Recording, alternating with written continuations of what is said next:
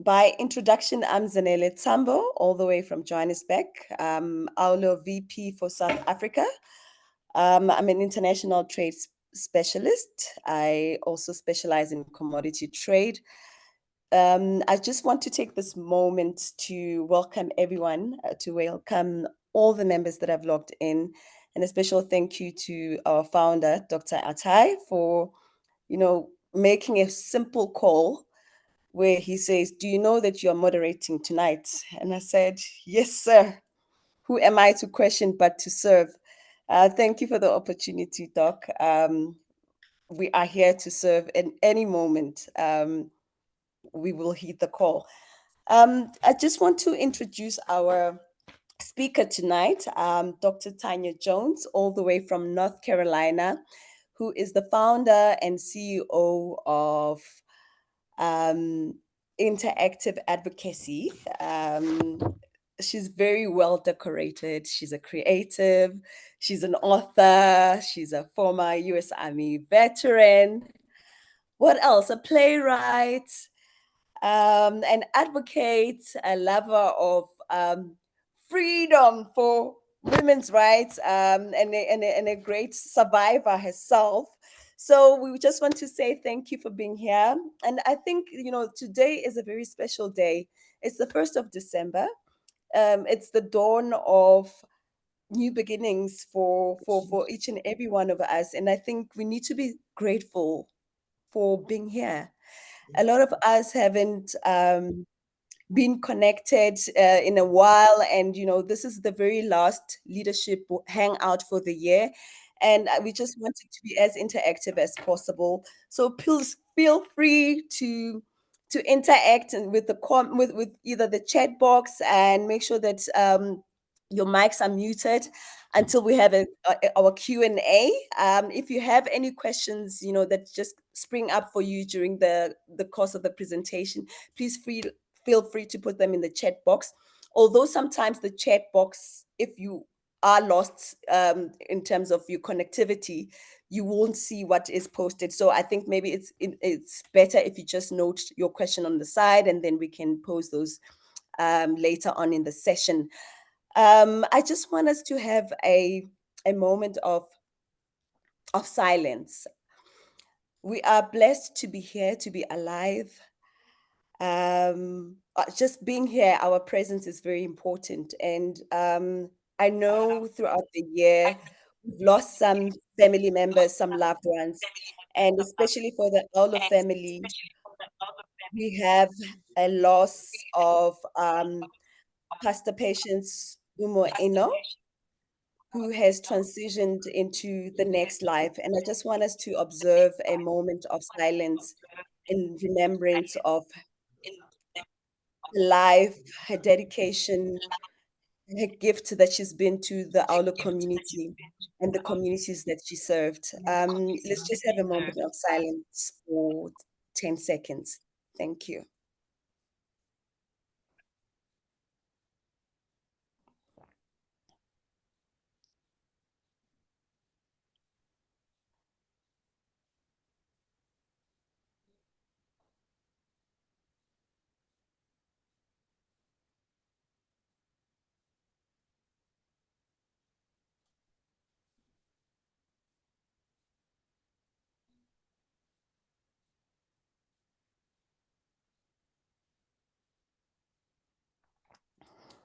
Thank you. Yeah, with that moment of silence, we say it is well.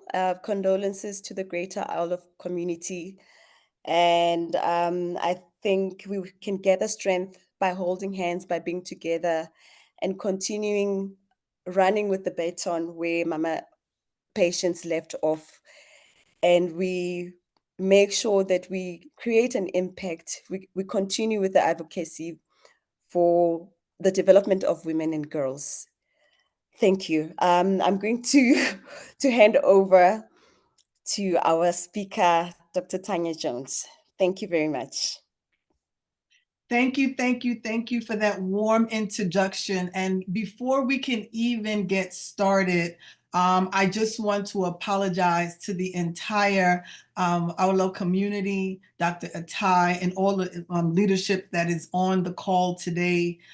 Here in the US, many of you know we had a time change, so I'm at 2:29 right now thinking, oh, I've got great time. I've got to jump on at 2:45 for our walkthrough. So I apologize. I thought I was ahead of the schedule and I'm running a little late. So I apologize for that. And I thank you all for staying on so patiently and waiting for me. And it's a true testament to this community, to all of the hard work that you all are doing, and just your, desire to want to learn and do more as we collaborate, as we fellowship, and as we learn, and ultimately what I like to call glow. So, I would like to kind of get things started on a real upbeat. Anytime I come on, I like to introduce our Unstoppable song. I know that it's a little late where you all are. I don't know whether or not Dr. Ty, you were able to load it. Were you able to load it up, Dr. Ty? Load which one? The Unstoppable song. If you can't, no worries. I'm gonna play it in the background. Can I? Hopefully you all can you hear it? Is this something I can make you an admin so that you can play it directly? Yeah, I sent it to you as a message. Oh, um, okay. What I would do, let me add you up as admin so that you can play. We can have access to put anything on the screen. Well, let me see if we could do this so we can be mindful of everyone's time. If I play it in my back, can everyone hear me okay? Yeah, we're Okay, hearing you loud and clear. Yeah. let me play it in my background and you all tell me if you can hear it. Can you all hear it okay? We're not hearing it. Yes. Uh,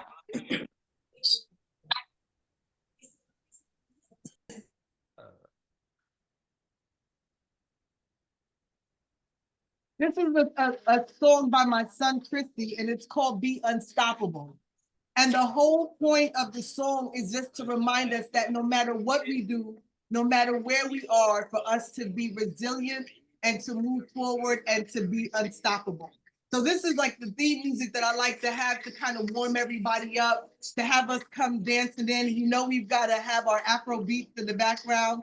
So that's what this is. So I'll share it with Dr. Atai again so that we can have it and use it again in one of our next events. Okay. is But it? Do you have it on your? Excuse I sent me. it to you. I sent it to Okay. you in our WhatsApp. Okay, but do you have it on YouTube? I don't have it on YouTube, but I'll Oh, make sure that I place it there so that way we can hear it in the future. And then if you like, if I did send it to you, you can send it to yourself. And then after this, if you like, we can play it again one more time. But again, the okay. whole point of being unstoppable is to be able to be excited and resilient. And that's really what we're going to be talking about today. Today, we're going to be doing a deep dive into what happens when leadership meets healing and when strengths meets vulnerability and when trauma transform into triumph, right? So today's session is called Leaders Lead. And one of the things that I asked everybody to do was to bring with them a piece of paper, and hopefully that you've all been able to do that. I heard somebody say something. Yes, we are ready. We are ready. Okay. Okay. So basically what we're gonna do, we're gonna get started right away. And this is pretty much how this is kind of gonna go. We're gonna talk a little bit about leadership, and many of you leaders are leading and bleeding at the same time. All right, so let's start with the truth. And this is something that's typically not discussed very often when it comes to leadership sessions, and that's that people are leading and bleeding. So what does that mean? And I know some of you may have heard me talk about leading and bleeding before in the past, maybe when we were in, if you've been to one of my other sessions or when we were in Ghana, I talked a little bit about it. And this is basically when our unresolved personal challenges, our own trauma affects our ability to lead effectively, right?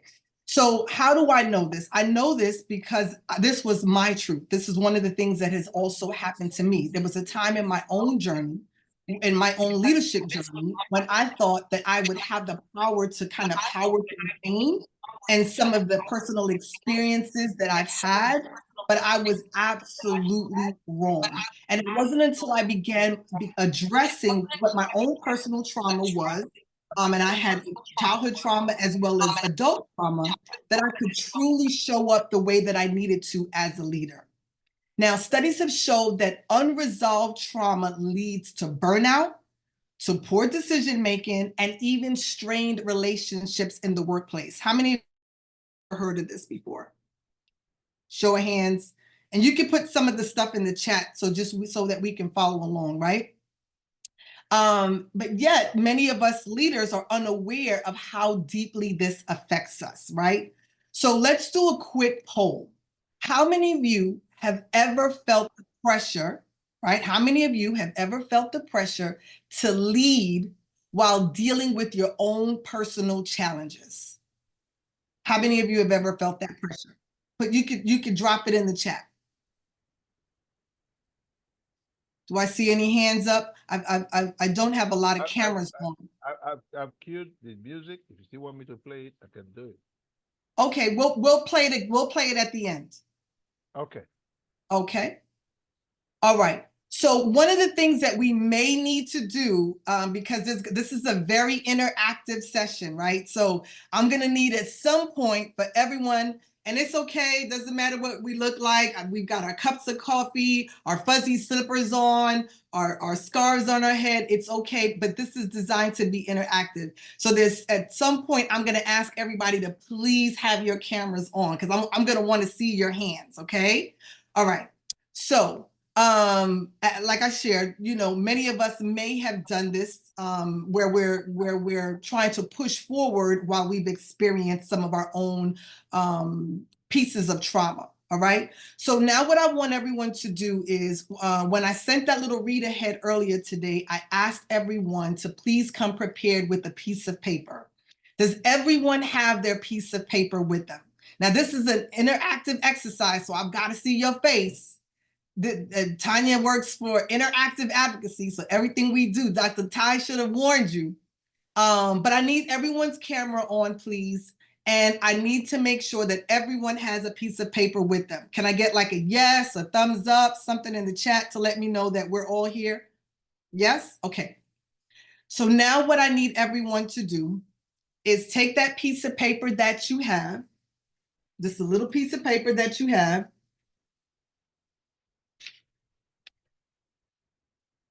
just like this. And I would like everyone to crumble that piece of paper up into a ball. And once you've crumbled that piece of paper up into the ball, I would like to see it. Everyone take a piece of paper out and crumble it up into a ball. And just kind of hold it up just like this. Awesome, awesome, awesome. Now what I would like you to do is take that piece of paper and try to make it straight. Straight. Just like it was a second ago when you first took it out. Make it straight. Okay? All right. Now what I want everyone to do is I want them to take their piece of paper, put it down in front of you, take that piece of paper and fold it once.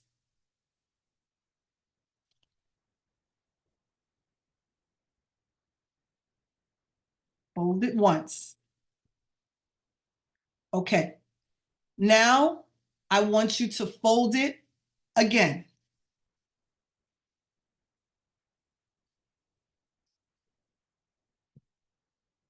Okay.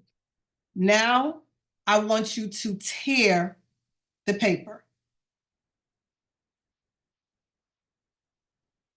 Just one tear. Just tear it anyhow.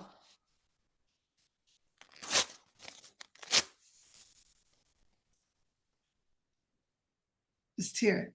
Now what I want everyone to do is take a look at the paper in your hand. The first thing that I want you to notice are the wrinkles on the paper. What do you think that wrinkles on that paper could potentially represent? Pain. One person. Pain. Okay, what else?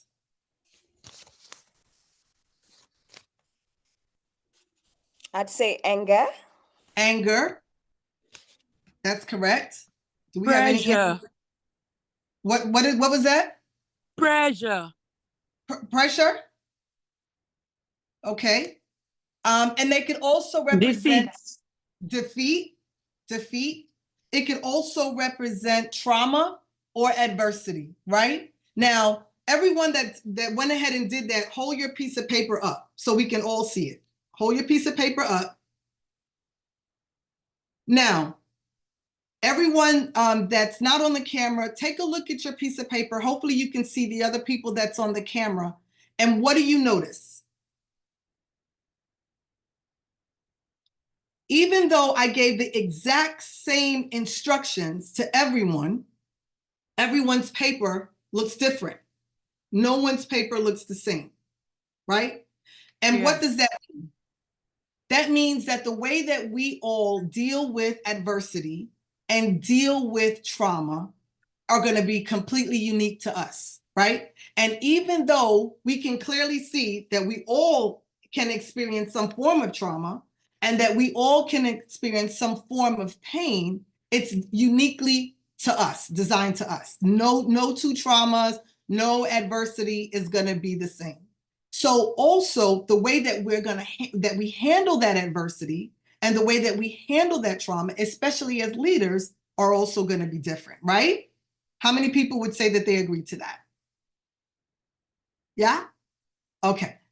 So now that we've taken a look at the pieces of paper, one of the things that I want you to keep in mind, again, is that no matter what, this adversity could look different for everyone, and how we move forward when we're dealing with people as an individual that may have experienced adversity and trauma is also going to be different, right? Now, one of the things that I want you to keep in mind is that this is also how it works when it comes to trauma and leadership. This example that I just gave you is an exact representative of adversity and how it appears differently for everyone's journey, okay? So this is the things that I want you to remember about that. It impacts us differently. Our coping mechanisms may be completely different. They're also unique to us. And also that our healing journey is deeply personal, okay? As leaders, we have to understand that this diversity of experience is very crucial to the work that we do. And when we recognize that each one of our personal journeys is unique as this folded pieces of paper, we can then lead with greater empathy. We can create more inclusive leadership spaces. We can support diverse paths to recovery. And we can also validate each other's or each individual's unique story, okay? And a lot of this has to do with what I like to call the GLOW framework. How many of you were in Ghana and heard me talk about GLOW before? And that's when I had everybody take out a piece of paper and write down these 4 acronyms for GLOW. And GLOW is grow through adversity, lead with empathy, be a warrior for change, own your own story, and be a warrior for change, right? All right. So growth isn't about just avoiding hardships. A lot of times when we think about growing, we think that, well, does this mean that I can stare off the path and I don't have to really deal with it? No, it's not what that means. It means that even though we're experiencing hardships, it's about how we are transforming in it. Leaders are faced with challenges every single day, but the key to this is for them to always grow and move forward. Here's one of the things that I want you to consider when you're growing through adversity. I want you to ask yourself, what is this challenge teaching me? Start journaling, or you can use triggers and breakthroughs. And it's like a simple way for us to establish how we grow through something, right? So think about that always. So the G in the GLOW framework is grow. How do we grow through that, that adversity? The next thing we have is lead. How do we lead with compassion? When I think about compassion, I always think about self-compassion first. A lot of times when we pour, we're always pouring into other people. We think about the compassion that we have for other individuals, the empathy that we have for individuals, how we will help them and support them and do things for them, right? But one of the things that we often forget about is putting ourselves in that picture.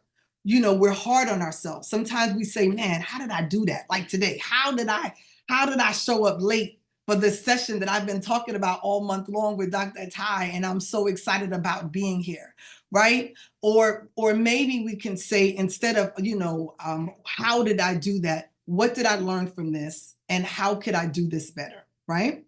One of the things that I like to do very, very often is something called self-talk.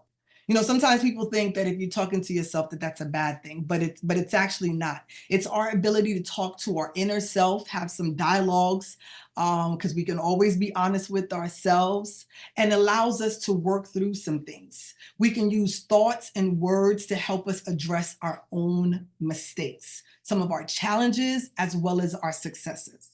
So as a colleague, when a colleague makes a mistake, we often say to them, it's okay. Everyone makes mistakes. You can figure it out. I believe in you. But when we make a mistake, again, we're always so harsh on ourselves. I'm so bad. So here's one of the things that I would like you to think about. The next time you make a mistake, and as leaders, we make mistakes, take a deep breath. And then speak to yourself the way you would comfort a colleague or a family member or a friend. And just say something kind and supportive and encouraging. So instead of saying I failed or I messed up, maybe say something like, well, this didn't quite go as I planned, but I'll learn from it and I'll move forward. Why does that matter? It matters because when we lead with self-compassion, we're not only modeling kindness, we also have built trust for ourselves and also trust for others. And this is this trust that we have. You know, a lot of times we hear about rebuilding the trust within our communities, rebuilding the trust within our organization, or sometimes even rebuilding the trust within our own families.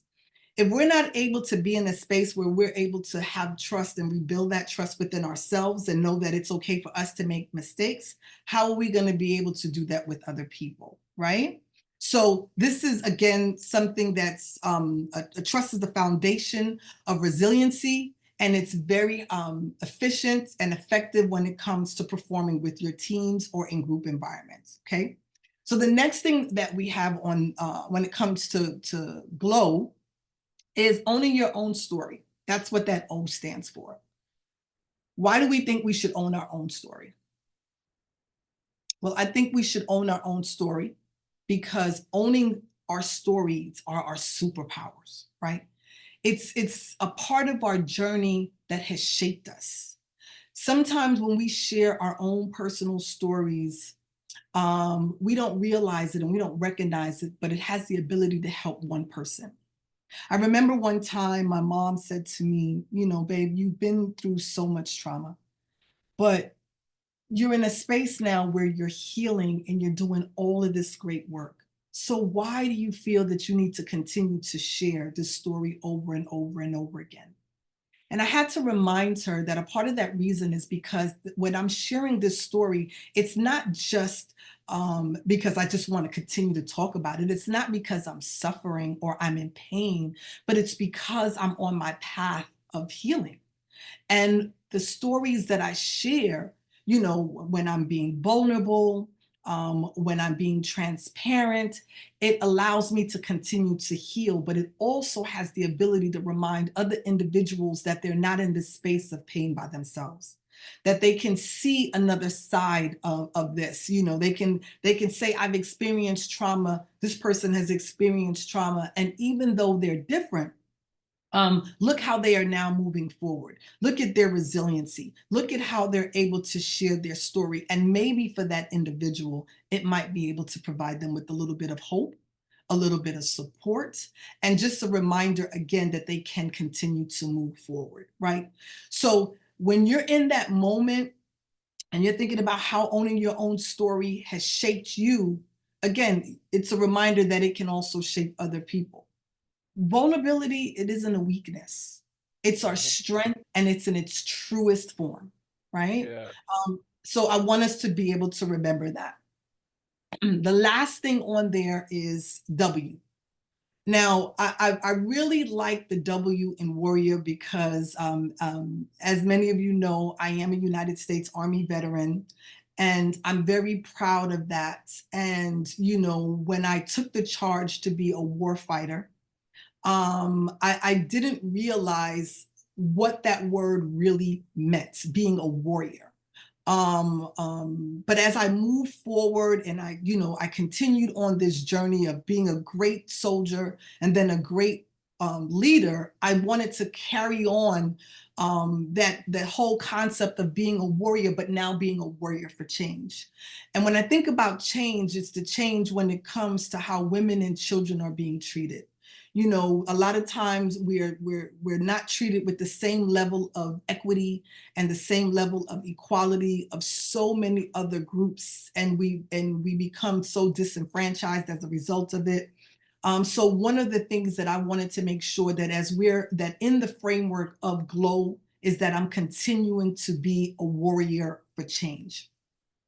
And it's not just about fighting for that change, but it's also about creating safe spaces where others can continue to thrive, just like what Dr. Atai has done with Awlo and with He for She, creating these spaces where we can all thrive as individuals, as women, and as men, as we can kind of come together. Ask yourself this: how can I make my workplace, my home, or my community safer for others so that they can also heal and grow?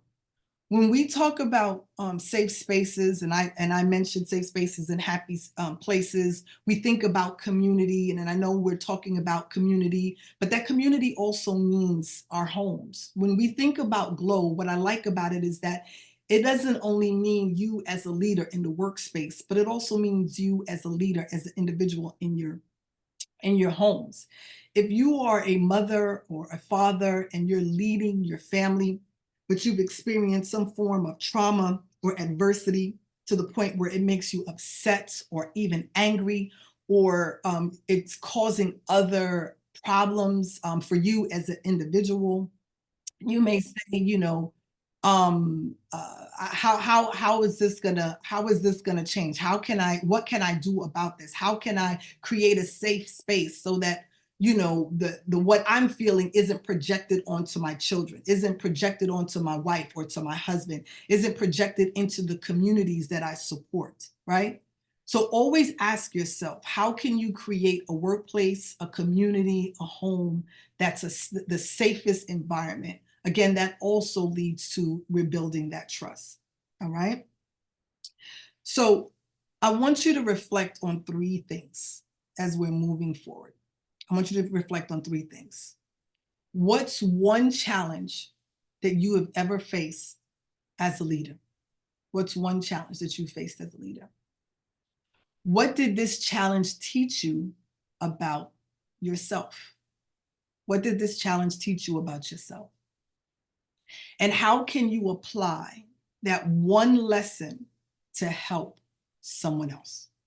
How can you apply it?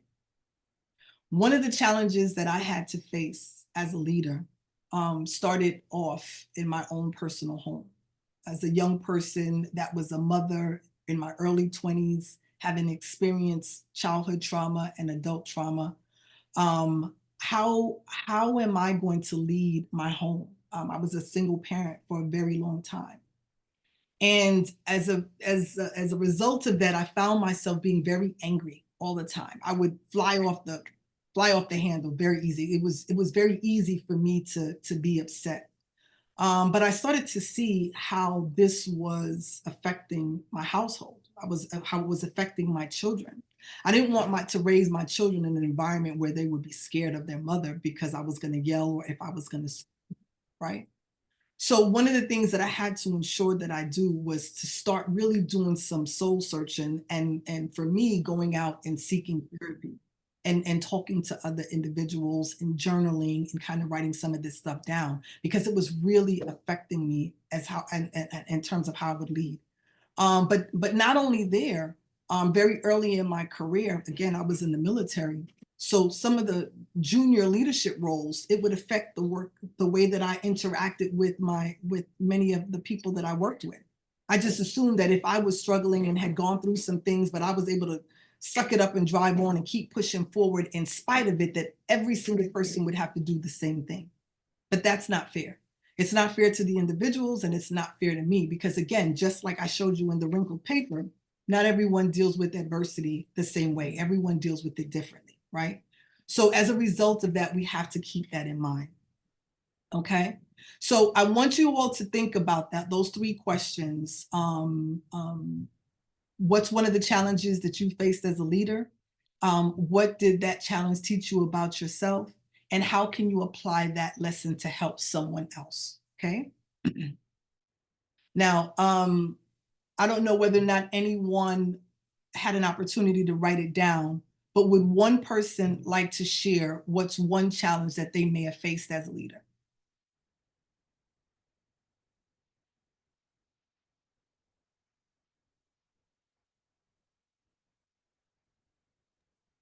Can unmute your mic. Can unmute your mic.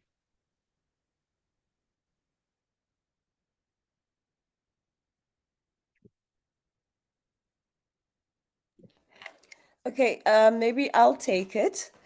Um, this is when I was in corporate. I worked for a bank. I was one of the youngest um, heads in a department, meaning that I had to give or delegate some of the duties to other managers who were older than me. And for me, because you are raised in a certain way where you are supposed to respect your elders. And the dynamic now changes where somebody who is much older than you has to take instructions from you, and they are, your subordinate. I found a lot of pushback. First of all, because you're coming into a new bank, you're coming with your own rules, and you're just saying there's gonna be changes around here. We can't do things the way they were done in the past, like moving into a paperless environment where everyone is just walking around, jumping over files. First is a safety hazard, and we're going digital. So that transition for me was very hard because then I started having some sort of an imposter syndrome that am I qualified enough for this environment? Am I going to be as effective as I'm supposed to be? And then you sort of have like a dichotomy because you don't know what you actually stand for. That do I stand for what I was taught, or do I stand for my role and the job description and what I need to execute as a senior? So yeah, to answer the question that what did this challenge teach me?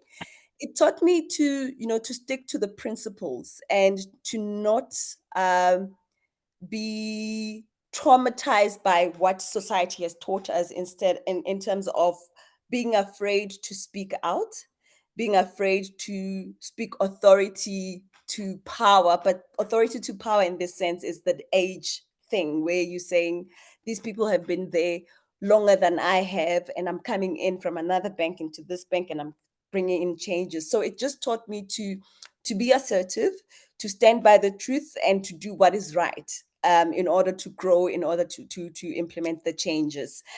And how can you apply it to help someone else? I think as we go into leadership, we have to stick to what is correct.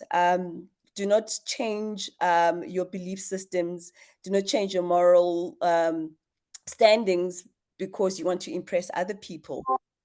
to do what is right, and you have to do what is required to grow the organization or to improve whatever situation that you feel that needs improvement. And yeah, to stick to your principles. Oh my goodness. Thank you so much, Zanelli, for sharing that with us. And I agree with you. Speaking for self, one of the challenges, what it taught me at that time was that I was leading and bleeding at the same time. And many of us we don't even realize that we're doing it. I didn't realize that I was doing it. And once I realized that and learned that I was, I had not completely healed from my trauma. That trauma was spilling out into my marriage. It was spilling out into how I was raising my children and spilling out into what I was doing in my work environment. I had to do things differently. I had to take time out to ensure that I was healing myself, right? And then how did I apply that to help other people? But one of the things that I did was I started Interactive Advocacy, this organization that travels all over the globe to eradicate toxic behaviors, not just from how we are being impacted, but how they're impacting others. What does that look like in their communities, in their workspaces, how we can come together and talk about it and change these type of behaviors and remove them from our organizations. There was been so many times when people have come up to me and said, thank you for sharing your story, because it has helped me, it has encouraged me, and it is also giving me the power. It has empowered me to want to come forward and share my own story, right? So thank you again so much for sharing that. Would someone else like to share with us how a time when they may have faced a challenge as a leader, and what did it teach you about yourself at that particular time?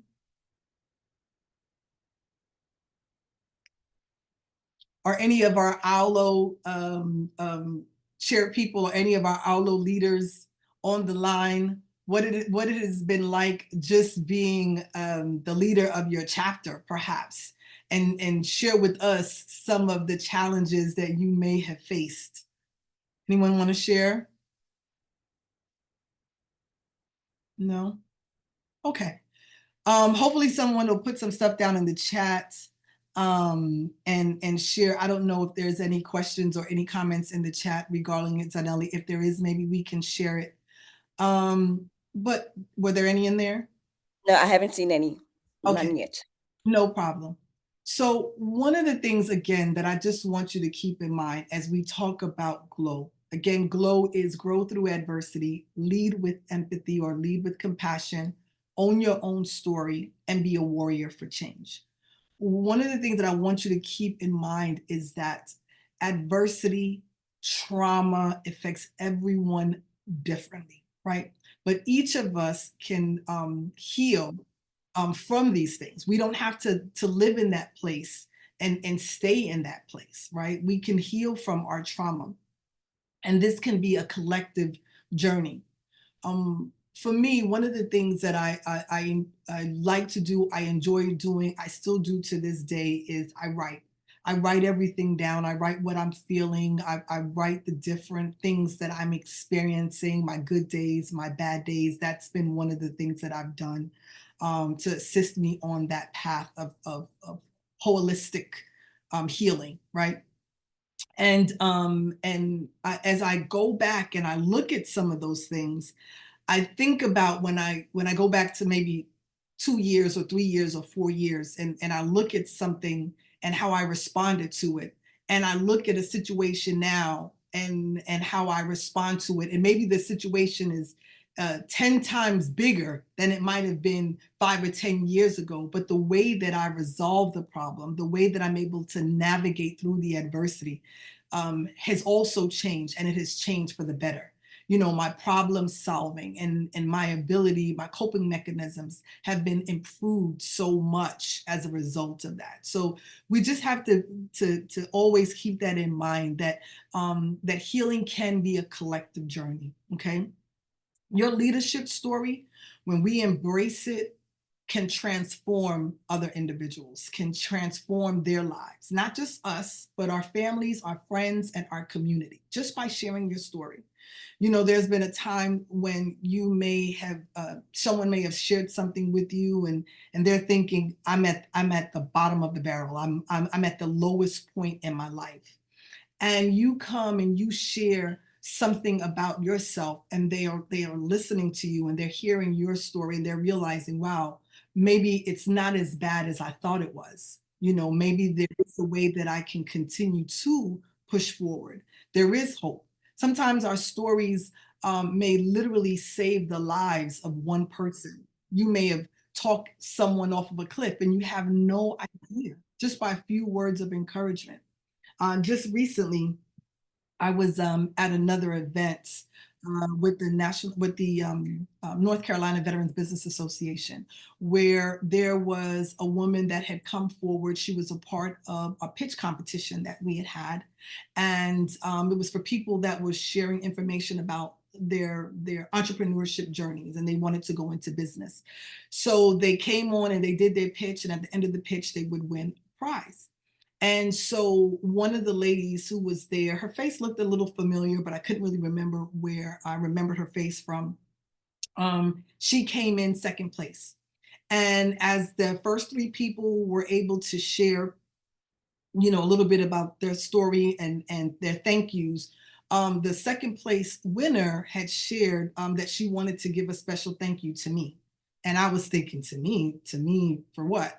And then she reminded me that, and then she was, was fully emotional, but she reminded me that a year and a half earlier, she had met me when she was going through like a boot camp for entrepreneurs. And I was one of the panelists, and it was like a mock pitch session. And this is before she had been a year and a half into her business.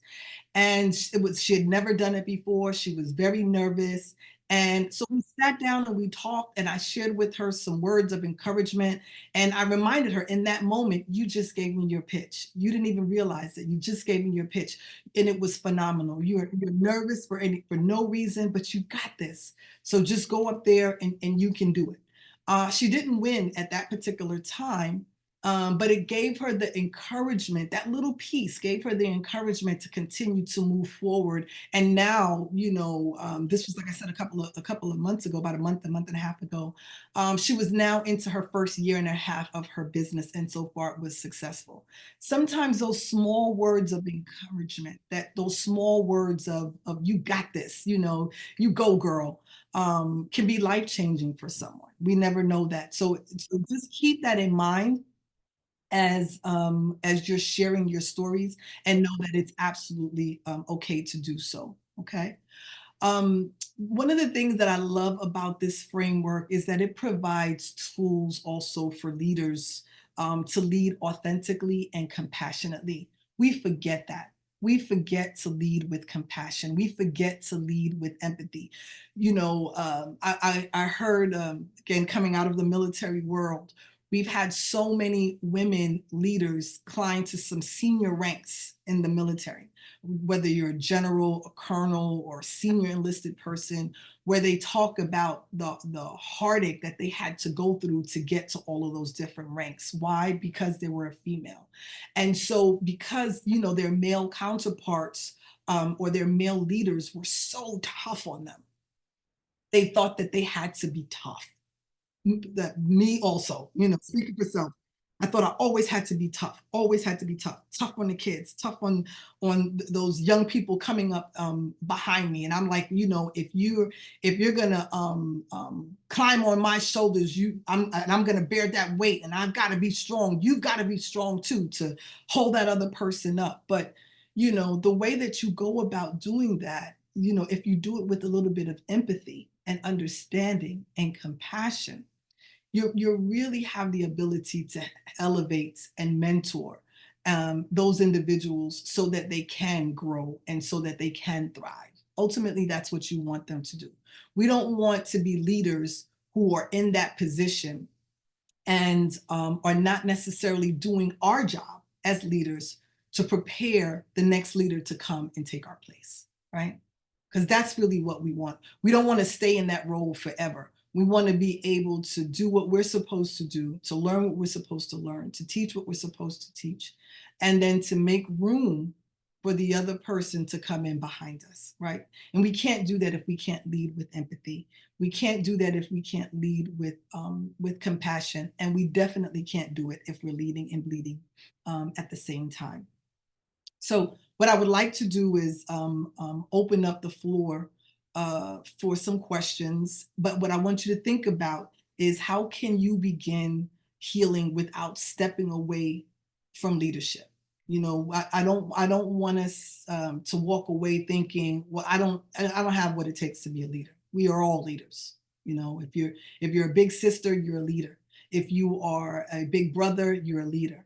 If you are in charge of an organization, or if you are a part of a school, a classroom, a family, or you're part of administration, you are a leader, right?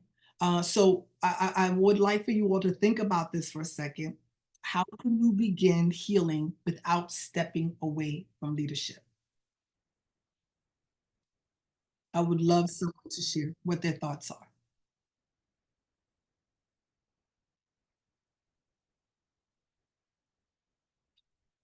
Okay, I see Pastor Mercy raise the hand. Yes, Pastor Mercy, can you please share with us?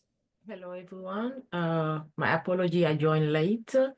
Yes, I am a chairperson and a patroness and chairperson for Texas Awlo. Earlier on, you asked about what are some of our fears as chapter leaders. With me, it's been, I will think throughout my whole life, the fear of failing. And with that, sometimes it prompts me to want to take over, if I may say, because I'm afraid that the work will not be done. And I'm really learning to delegate. Not only to delegate, also really taking time to assess the readiness of my team member. As an HR professional, what I've noticed, when you were speaking earlier on, I was smiling when you talk about the fact that because you had to go through the ladder in such a hard way, it made you, even without you realizing, to act the same way toward others behind you. With me moving to the US 24 years ago, alone with no family, I had to develop being really masculine. And 24 years later, I am sitting today and I'm like, okay, you've done all of this. What about now tapping into your feminine self? Using the challenges, the knowledge, the experience from the past to now bring the feminine touch. Because what you said is so right. I see it in corporate America at all levels. To the point that I've noticed whenever I have a VP as a boss, a male VP as a boss, it's easier for me to work for them than female VPs.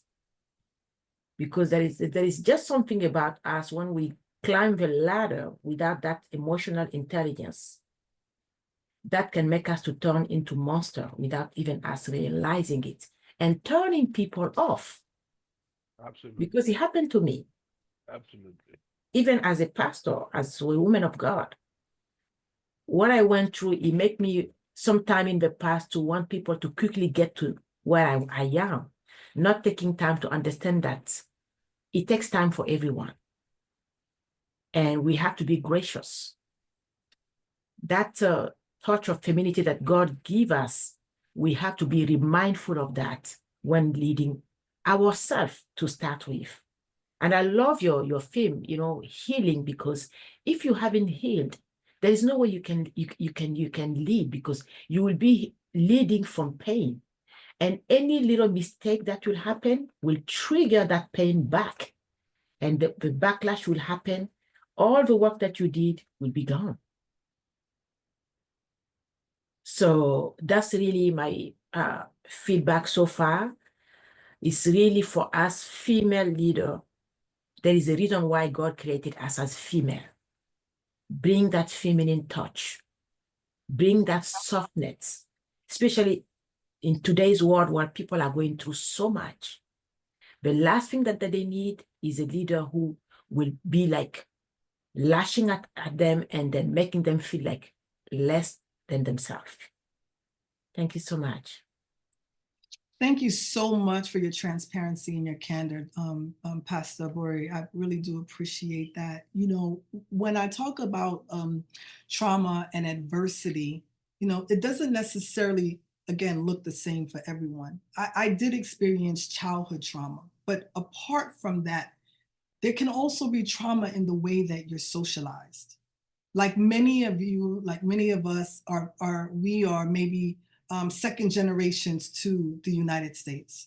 My family is originally we're from Ghana and Nigeria, so I'm really proud of that. But by way of Central America, Panama. And so my father, even though he was estranged from our lives for much of my life, when I was younger, he used to say to me, as the eldest daughter, he had no sons, that you have strikes against you. You have 3 strikes, 4 strikes against you. You're a Black, you're a woman, you're Hispanic, and you're Muslim. That's what he used to say to me. And he said that these were strikes. So he had already implanted in my head that I was already like such a lower class, you know, and that if I did not think the way white men did or that men did, that I was already going to be defeated. So he inadvertently, you know, whether he realized it or not, I don't know at the time if it was his intention, he raised me to be tough, to be a little strong, or that was at least that was his intent. And in spite of that, I was still, because I was young, I was still, you know, I still experienced trauma. And so what did that cause me to do? That toughness, you know, became something that I used to try to protect those people that were closest to me, which was like my sisters and brothers. And so every time you looked around, people were always saying, oh, she was always ready to fight. But that's kind of who you told me I needed to be. You told me that I needed to be this strong, tough person because I had all of these strikes against me, not realizing that in itself was a form of trauma. So like you were saying, Pastor, you know, we're in these environments where we have to be masculine.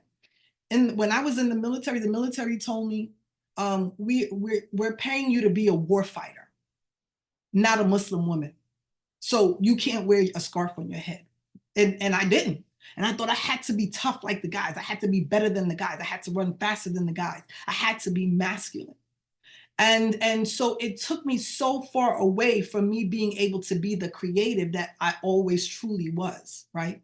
And it was almost like I was peeling out of this skin that wasn't even me, and finding myself all over again and realizing that I really did have a voice, that I could be feminine, that even though I love to wear suits, I also love to wear dresses. I love to be able to wear my head wraps and tie my scarves. And folks have said, well, are you not concerned now if you have to go and speak in front of the generals and you've got that scarf on your head? I said, absolutely not, because I want them to see me. For a long time, I did not believe that they heard my voice and they did not see my face. They did not see me. Now they can't help but miss me. And they're like, oh, well, it's, yeah, the lady with the scarf. So I'm going to stand out in any room that I'm in. I'm going to tap into that feminine side. So I appreciate you so much for sharing that there's nothing wrong with that. We can still be who we are and still be amazing leaders of heads of states. We can be leaders of corporations, leaders of organizations, and some of us leaders of our homes, you know, our communities, our families. There's nothing wrong with that, right? So thank you for sharing that. Did anyone else want to share something? Share a way that they can begin to heal? Okay. Anyone else? Was there any more questions in the chat? All right. No questions on the chat. Okay. I So think maybe let's for raised hands. Yeah, feel free to raise your hands and share. Please. And we can't see your faces, so if anyone has their hands up, I'm sorry. I can't see your face, so at least raise your hand or put it in the chat. Again, this is very interactive. You know, the whole point of us doing this is so that we can engage. We're learning from each other, and this is a safe space, you all. This is a safe space. This is a space for us to be able to share, to talk, to fellowship, and to grow and learn together from one another. Right? Okay, I see. Please help me with the pronunciation. Onyime, it's Onyime. Onyime. Please, Onyime. Onyime, please go ahead. You can have your video on. It will be great to see your face. Well, hope maybe not this time. Just trying to stay awake here. Sorry. Okay. So my name is Onyime. Just first time joining. I'm here in Houston, Texas. I just wanted to share when you ask if we have something to share.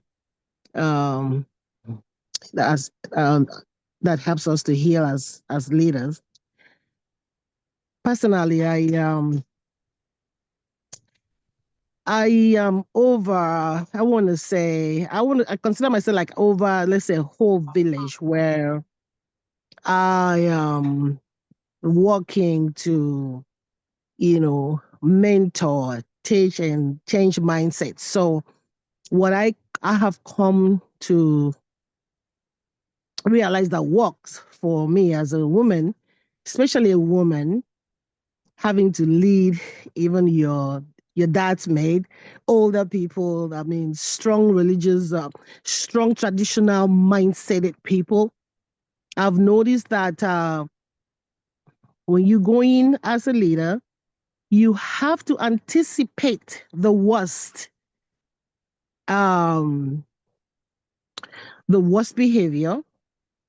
You have to anticipate antagonism. You have to anticipate, as in, if you have to receive the grace to expect the worst. And then you have to make up your mind that you will overcome no matter what you're exposed to in kindness, like in love. Like if you plan ahead, then no matter what the reaction is, or maybe an insult is thrown at you, or you're being belittled or just abused, whatever it is, you have that shock, you have that the resilience to absorb longer than what the person may or what they think.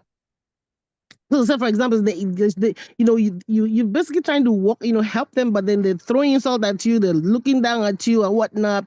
They expect you to react the exact same way, as in, argue with them in that way, so in that way you will not fulfill your goal. But when you take a step back, because you already expected that, and then you wait to receive a loving way to respond, especially with wisdom and higher than them, and then you see the reaction, which is gonna change. It'll be like, I've had people say things like, well, these men or men, they say things like, are you sure you're a woman? And I just thought I wanted to share that because it just really was unique to see that as a woman, um, if you plan ahead to absorb whatever insult is gonna come at you, especially the sexy, you're a woman, who are you, go to your wife, go to your husband's home, da da da da. But you are able to overcome it and draw the attention in order to deliver the very purpose of being in the leadership that God placed you. So I don't know. I just wanted to share that. So that helps me that now a majority of the ones that were antagonizing and attacking me, they are truly listening and they're recommending me. And I just think that that's the power that God has given to women to be able to see ahead and plan not to fail. in managing and leading men and people older than you. I just wanted to share that. Thank you so much, Umemi, for sharing that, and again for your transparency and your candor. You know, I liked when you said anticipate the worst. I have a friend that used to say all the time, they anticipate the worst, but they hope for the best. You know, and a lot of times we find ourselves doing that. I call it also meeting energy for energy. Sometimes people meet you at a 10 and you're on a 2. And so I refuse to allow people to take me back to spaces that I've already elevated from, right? If I'm no longer in a space where I'm leading and bleeding, I'm not going to allow you to go take me back to that space. So if you're meeting me with confrontation, I'm going to always do that. I'm going to do what I can to de-escalate that situation, and I'm going to meet you at a 2. And you're right. When you don't give people your power, when you don't allow them to take your power away from you, when you don't give it to them, they have no ownership over you. They have no rights over you, and they can't help but change the way that they speak or the way that they're moving in your space. I'm not gonna let you take or absorb all of the good energy that I have, and I'm just not gonna do it. So I'm gonna be in a space where holistically I'm in a place of peace. I'm going to greet you in a place of peace. And even if you're not, and especially the time that we're in right now, where there's so many people who just absolutely hate for no reason. Like, I'm like, if you can hate for no reason at all, then you can love for no reason at all, right? You can be kind. Amen. You can be kind, you know, and I think that kindness goes such a long way. So I'm just like, I'm not going to meet you with that energy. If you're like giving me, I call it the rah-rah, you know, and you're screaming and yelling, it doesn't matter who you are. I'm going to bring my voice so low that you're going to almost have to lower your voice to hear what I'm saying, right? And again, I'm just going to do it a little differently, because I believe that we have the power. I can't control what you say. I can't control what you do. I can only control how I respond to it. And one of the things that I know for me personally, and maybe we'll talk about this the next time, or if you follow me on any of my social media platforms, you'll hear me talking about it: trauma and epigenetics. Trauma has a way to present itself in your body, and it shows and manifests as disease. We talk about sometimes, oh my goodness, I'm so stressed out, I'm gonna have a stroke. I'm so stressed out, I'm gonna have a heart attack. You know, we put these things into the air, but the truth is the truth. If you're a person that has experienced so much trauma in your life and you haven't really healed from it, the way that it presented through as chronic disease, inflammatory diseases, autoimmune diseases, diabetes, liver, kidney, all of these kind of problems. And this is scientifically proven, right? So if I don't do what I need to do for me, and if I don't ensure that my energy is in a way that I'm already dealing with my trauma, so that these other things doesn't present itself, then I'm gonna be the one that's in jeopardy, right? So I appreciate you sharing that. Thank you so much. Would anyone else like to share? Another question? So I would like to open up the floor. I know we've got a few more minutes left. I would like to open up the floor. If anyone has any questions as it relates to GLOW, and what it is, and what it looks like, and how they can incorporate that into their leadership style.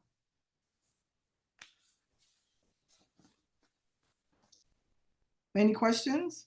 Dr. Tanya, Pastor Mercy, we will appreciate some tips as a takeaway. Yes, absolutely, absolutely. So, and as it relates to tips, so I have, Dr. Ty, did you get the worksheet? So what I'm going to do is I'm going to take it one step further, and I'm going to actually share with you one of my worksheets that we use that I use for some of our coaching sessions. That's going to really do a deep dive into GLOW, that not only addresses GLOW, but also addresses some tips and some things that you can do for yourself if you're a person, and it also has an assessment in it, so it can tell you what type of leader you are. If you are a person that is leading and bleeding at the same time, or if you have kind of conquered all of that. So Dr. Ty, do you can you drop that PDF in the chat, or is there a way that we can share it so everybody can get it? Yeah, I think if he can share it on the chat, and we can always share it on the Awlo Global Yeah, community no, page. we're gonna share it Or on the if there's platform. any VPs present, they could share it to their chapters as well. Yeah, and you all are going to absolutely love this, because it'll have some takeaways in there. It'll have the tips. It'll have, again, the assessment. So just some key takeaways. I just wanted to remind everyone that trauma affects everyone. It impacts everyone differently, right? But healing can be a collective journey. For me, I've told myself I would not allow the things that have infected me to continue to affect me, right? So my trauma presented as disease. I'm not going to allow that disease to kill me. So I'm going to not allow those things that have infected me to affect me. And your leadership story, when you embrace it, can inspire individuals. It can transform individuals, but it can also assist you and change your thought process, change the way you think, change the way you navigate when you've experienced some type of harm, right? And then the GLOW framework is just a framework. It's just a tool that can assist you lead authentically and compassionately. Okay, authentically and compassionately. So just as a friendly reminder, one more time, what does GLOW mean? Grow through adversity, lead with empathy, own your own story, and be a warrior for change. And that's what I charge each and every single one of you to do. From here on out, I want to see everybody unstoppable, and I want to see you all glowing. And I just want to say that I appreciate each and every single one of you. I'm definitely going to make sure that you all get that worksheet. It's maybe about 4 or 5 pages long, but it is a great tool to assist you glow just a little bit more.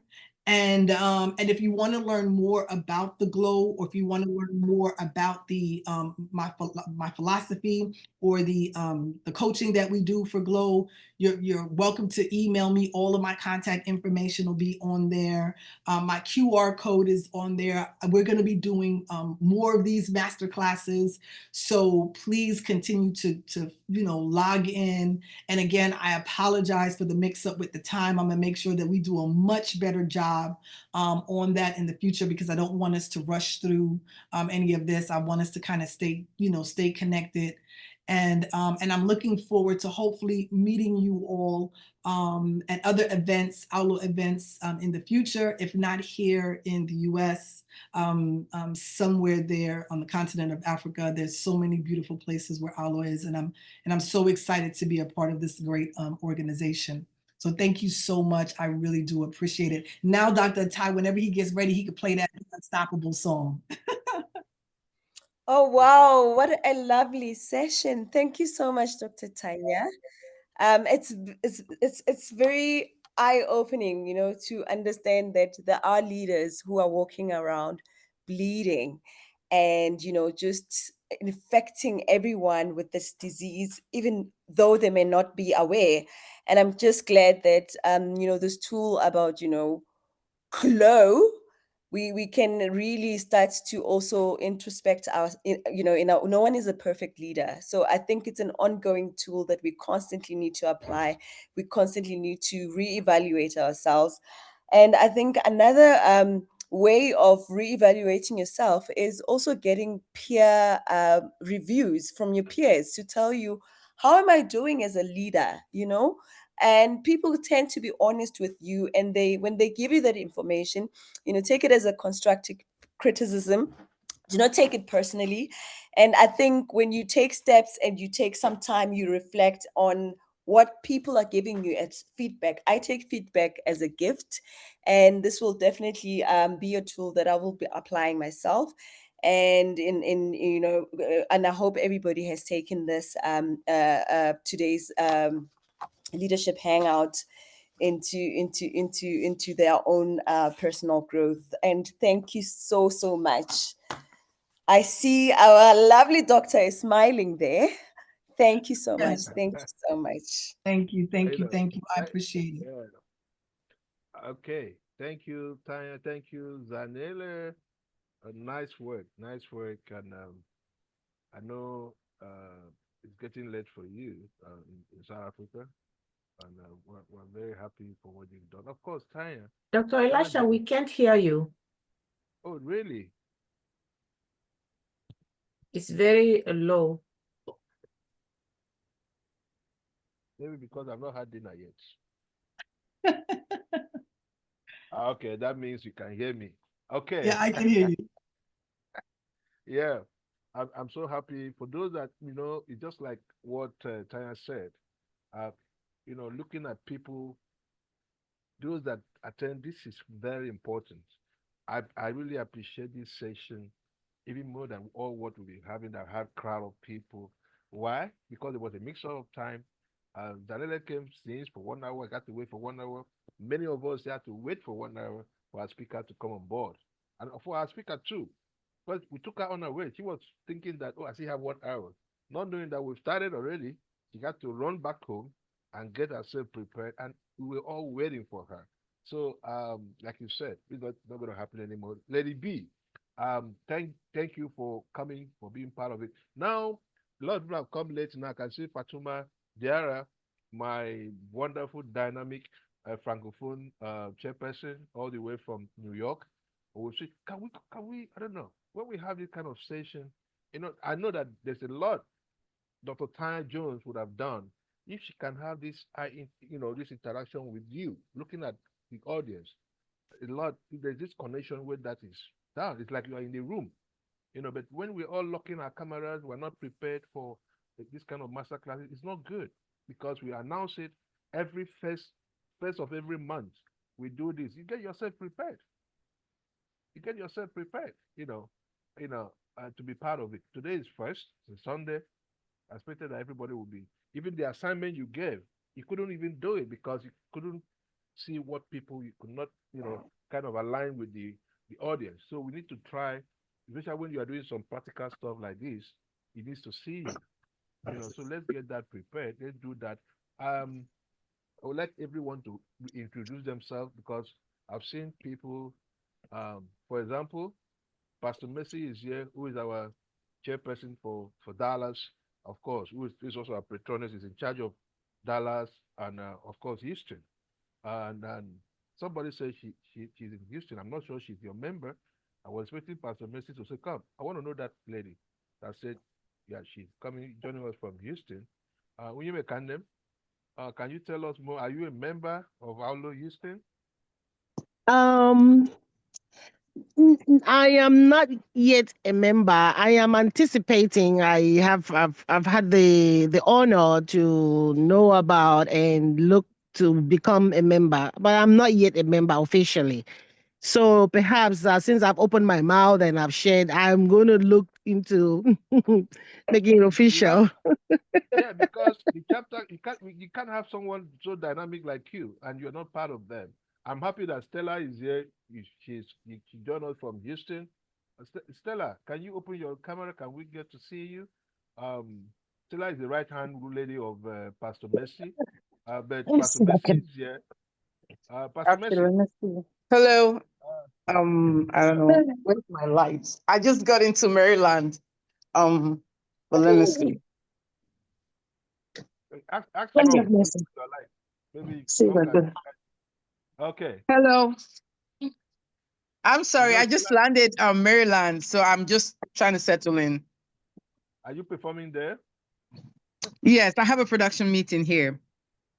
Stella is a superstar. For those that came to Dallas conference, she almost shared the roof, but she's a strong member of Awlo, very committed, and she's in Houston chapter. Uh, like I said, she is Pastor Mrs. right hand lady. Um, you know, it's so good to see her coming late. So Yime, you have I'm so sorry. I tried Oh, to, that's Yime. Hey, try to can show you my see? face a little bit. I went to wear Yes, that's something. what. Yes, that's her Sorry, face. I worked I last have. night, so I was struggling to stay out. I'm very honored. I Thank you. know. I know Yime is my sister. Yime is my sister from Akwaibo. You know, so it's good to have her. You're gonna join Awlo Houston since you live there. Pastor Messi, maybe you can give her more information, take her details. Daylight, you can also do that, Stella, so that we get her involved. I love her getting involved in the conversation. We cannot lose such a dynamic. Outlaw is for leaders. It's not for everyone. So when you see leaders, me, if I see a leader, I know, you know. So I want my sister Yume to fully be involved in work. Like the material that we're going to share, we're not going to just we're going to share on Outlook platform, which community. So you need to be part of what we're doing, and we're coming to. You remember, so the Tanya just mentioned that if you want to hear more when we have a program in Houston, our calendar will be out on the 1st of January, and you're going to see that definitely we're going to come to Houston this time around. We're going to come there and launch the chapter properly. So it'll be a good time to also meet up with you and the rest of. But let me allow Pastor Messi to welcome you before I now allow other people to introduce yourself. We need to open your cameras. You've got to get to know Lady B. All every other members need to know who you are and where you. Thank you. And Pastor and Pastor Pastor Mercy had a question. She had her hand up for a while. Yeah. Not exactly a question. Welcome, Oyeme. Would you mind putting your phone number on the chat? We really want to reach out to you, Stella and I. Hey, as a leader, I already put it. I just typed it. Oh, Perfect. Sure, So sure. much. I just sent it. Yeah. And I'm hoping that I can talk to Dr. Tanya. There's just something I wanted to share with her right after this. So thank you. please get our number too. She's going to give us a number, though we're going to share it on the platform so that you get to know, everybody get to see. Pastor Messi, are you good with her? Are you done? Yes, I'm done. Thank you so Okay. much. Have you Okay, seen you our got it. number? You got the number? Yeah, I got it. Thank you. Okay. No, Just thank real you. quick, I see everyone, it I on the put my number. Yes, I put my number and my email in the chat. So please feel free to send me an email directly if you want the worksheet, and I'll send it to you directly in case there's a problem with it. I don't see it, Dr. Tanya. Oh, sorry. I think what I did was I sent it only to one person. I'm sorry. Let me send it to everyone. Yeah, In the send to chat. Okay. everybody. And Daniela, you didn't do question. If there are people that have questions, you know, um, she will still wrap it up after the music. She wanted us to listen to a particular music. She would let us know why exactly she are asking us to listen to that to play that particular song. Yes. that song. So we're gonna Yeah. play it. But before we do that, can we all? It's good to interact. It's good to know ourselves. I've seen members from different chapters here. I've seen um, Canada. I've seen New York. I've seen, of course, Houston, Dallas. I've seen Tanzania, Wangaza. I've seen you. Can we get? I've seen my wife, the first lady. She covered our camera too. Yeah, let's get to know ourselves, please. For what? Let's use just 3 minutes to do this. Open your camera. Let us know who you are from which chapter. Can do that quickly. I start with Zanele. I think since it's the last leadership hangout for the year, Yeah, let's just go, let's be free. Let's raise issues, let's talk about our traumatic experiences, whatever it is that you want to share in your personal journey. Let us be free. It's the last one, guys. Let's make it count. yeah, Awlo is 15 years. We are here to celebrate. We are here to make it count. We are here. We should be grateful, guys. We should be grateful. I think for me, the theme for the Thanksgiving is about gratitude and to yeah, thanking God for each and every one that dialed in today. We just want to say thank you, Lord, in your own language, whether you say, I know Pastor Messi will say merci. And, just to say, Siyabonga, Jehovah, thank you, Yahweh. Um, it's really, really a privilege. From the 1st of January 2024, we each had, our New Year's resolutions. We had our lists, our plans. Some plans have come and gone, some we didn't achieve. But let us just use this opportunity to show gratitude and open our hearts. Let's overflow with gratitude. I think that's the theme for December of our Thanksgiving and the Awlo 15th anniversary, and it's coming up. Let's honor the organization. It's the last one. Yeah, Boop, boop, boop, yeah, boop. yeah. I said that, it's amazing. I know we shared this while we were at, where we were, I think even when we were in North Carolina, got our calendar. Like now, we're putting a calendar together, and we're almost there, and we're going to share it. And sometimes it looks impossible. It looks impossible when this thing comes out. But God always have a way of taking us through. We came out with 8 powerful global events, and all were successful. And God also added some phenomenal leaders to our community. Someone like Tanya Jones. Tanya Jones was given to Awlo by God. We met at the United Nations, and if I tell you what she has done for this organization, apart from the sacrifice of coming like this to speak to us, I know how much they pay her to do this. She has also used her money. I know she doesn't like me talking about this, but I have to share it. She has used her money to support the organization even when we don't ask. I remember some of us here were in Ghana, but a lot of the people in Ghana, delegates that came to Ghana, know that this woman that you're seeing here took care of almost 50% of the bills. She flew in with her team, and she took care of some of the bills, you know, and she also gave us her time. Powerful session that she handled in Ghana. And it's been like that. God has been so faithful. Should I talk about Pastor Messi, who just joined us in Dallas, what she has done? She's a global patroness too. She did not register Awlo as an ordinary member, you know, and she been working so hard. Fatuma Mata Diara, our Francophone chairperson, she's been wonderful. You know, most of them joined this year. And so we have every reason to thank God. That's why I'm inviting everyone. For those who can travel, if you cannot travel to Abuja, please, I'll make sure I'm traveling to Abuja tomorrow. Can you imagine me going to stay 2 weeks to make sure that everything will go on? I'm having a meeting with the planning committee on Tuesday. I'll be in Abuja tomorrow, Monday, and to make sure that everything, I want everybody to be involved. Everyone will be involved so that those who cannot fly in from maybe UK or Canada or US, we can link up online. It's going to be, the link will not be public because it's our end of year party. So if any of you here who have not donated and supported the induction dinner, you're not going to get the link to watch. Because this event, every Awlo member is supposed to pick up a ticket. The ticket is not because of the event, it's to support the event. And for those inductees, I wish you can come.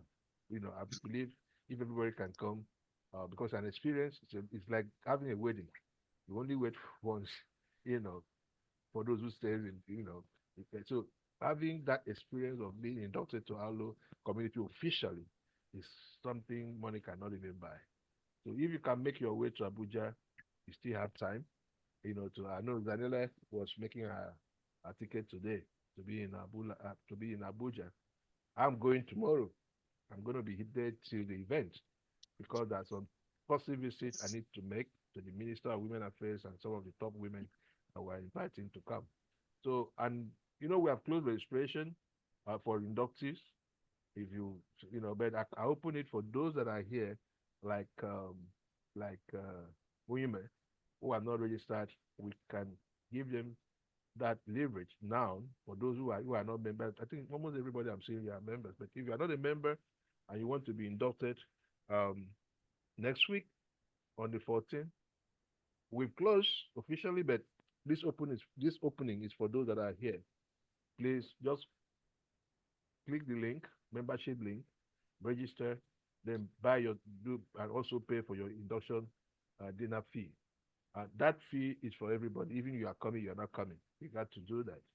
I'm going to ask the office to give me the list by the end of the week so that I know those who have supported this event. It's not an event that we should be shouting about. It's something that everybody should willingly support. I want to appreciate the Borough. We didn't hear your voice. You cannot be here and we don't hear your voice. Very dynamic woman.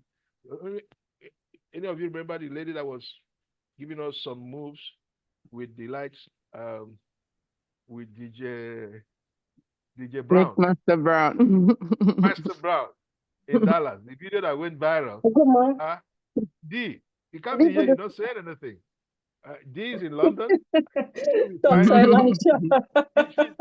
She's going to be flying in from London to Abuja next week. Oh, wow. Well, I hope I can get the visa sorted. I'm still, that is up in the air. I don't know what's happening with that visa thing. But yeah, hopefully I should be there. Hello, everyone. Hello. I came in this morning from Madrid, so I'm still a bit tired. Been out all day, but yeah, pleasure to connect again. And yeah, hopefully I shall see everyone in Abuja. It's on my list, but I'm trying to sort out the visa, and let's see what happens, how it pans out. By tomorrow, when I'm in Abuja, let me know where the level you are. Maybe we can. Okay, sir. Please do. Yeah. Okay. Yeah. All right. No worries. When I'm there, Janet, can you say hello? Can everybody open your your camera so that I will call you to just say hello? It's something you want to say. This is like our moderator said. Our moderator is the vice president of Awlo, South Africa. Let me share this secret. We've not opened our calendar yet, but I know that we're going to be in Johannesburg in August 2025. We're going to be there. So that is something that will come. It's out for those people that are here. Our calendar is not out yet, but we're working on being in Johannesburg. It's been a long time. We've done 2 major events in South Africa over the past few years, but now we want to go to the capital. Why we're going to the capital is we want to use it to officially launch the chapter, and that's why we want to go to Gauteng, either Gauteng, Pretoria, or Joburg. Those 3 cities who are in the same neighborhood, what we are discussing. We'll conclude it by next week. That discussion will be concluded, and South Africa has been very problematic to get off the ground, and yeah, don't worry. Finally, we'll sort it out. We've defeated. Finally, you've been able to register it. It's been a war to register Awlo in South Africa, but she worked hard this year to make sure that we are fully registered. Now we have our papers, so we can't just come and do events. Now we can officially launch. Because I told her that if we're not registered, well, I'm not going to come to South Africa again. We did a good event in Durban, but that one we just thank God for the premier, who is a member of Awlo. The premier is like a governor of Durban. And when I told her yesterday that we want to now bring our event as a registered organization in South Africa, she was very pleased, very happy about it. But we'll conclude it when I come for Meetings Africa. That's when we'll now know the exact venue we're going to use. Okay, that is by the way. Can we now introduce ourselves? Oh, I've seen Honorable Farida Ahmed, very selfless member, leader of Awlo. Good to see. You guys cannot be here. We don't hear your voice, please. Let me start with Janet.